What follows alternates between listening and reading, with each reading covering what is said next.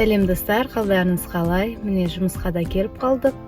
Менің жұмыс уақытым 9-дан 5-ке дейін, арасында 1 мен 2 аралығында түскі үзіліс.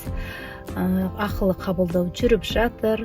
Мен осы айдың соңына дейін жақсылап жұмыс жасап, келесі айда демалысқа кетем, яғни отпуск дейді ғой.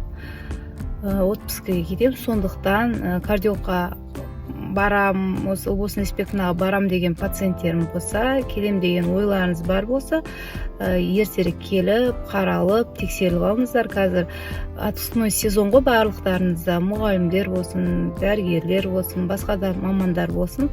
Осындай уақытта денсаулықтарыңызды қаратып, тексертіп, кейінге қалдырмаңыздар. Бізде ЭКГ, УЗИ, смарт, холтер аппараттары бар.